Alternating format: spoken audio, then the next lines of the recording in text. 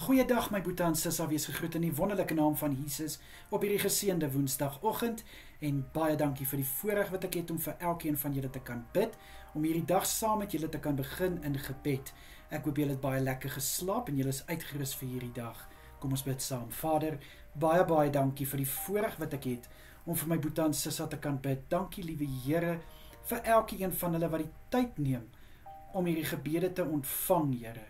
Vader, dankie dat U deur my met hulle spreek. Vader, dankie vir 'n nag van rus wat U in ons lewens toegevoeg het.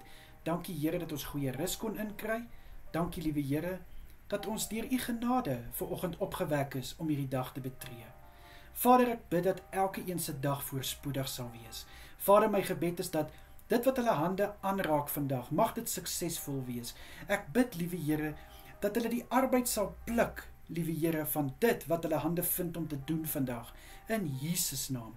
Ek bid, liewe Here, vir krag in alles wat vandag voor lê. Ek bid vir wysheid in besluite en keuses wat moet gemaak word, in Jesus naam. Asseblief, liewe Here. Vader, skenk asseblief ook vanaand vir elke boete en sissa met 'n soete nagrus. Ek bid dat elkeen goeie rus sal inkry, goed sal uitrus en weer môre verfris en versterk met 'n dankbare hart sal opstaan. Asseblief, Here. Ek bid die hand van kalmte oor elke boete en sissa vanaand en ek bid vir rustigheid in hulle harte en in hulle gedagtes. Vader, beskerm asseblief elke boete en sissa deur hierdie dag en ek bid dat U elkeen sal veilig hou vanaand terwyl hulle slaap, asseblief Here. En Vader, waar daar nog selgroepe is wat aangaan, bid ek Here dat hulle geseën sal word. Ek bid dat elke byeenkoms onder die hand van Jesus sal wees. Ek bid dat die teenwoordigheid, liewe Here, iets sal verander in elke vertrek. Ek bid, liewe Here, raak asseblief die leiers se lippe aan, dat hulle die woord wat hulle bring, dit op so 'n manier sal bring, dat elkeen dit sal kan verstaan, asseblief Here.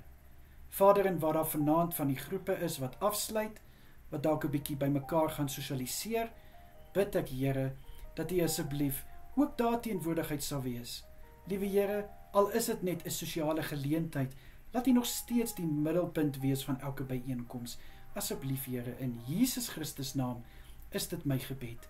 Dankie Here. Amen en amen. Mag julle elkeen 'n baie lekker dag hê. Kyk mooi na julleself en wees geseënd. Totsiens julle.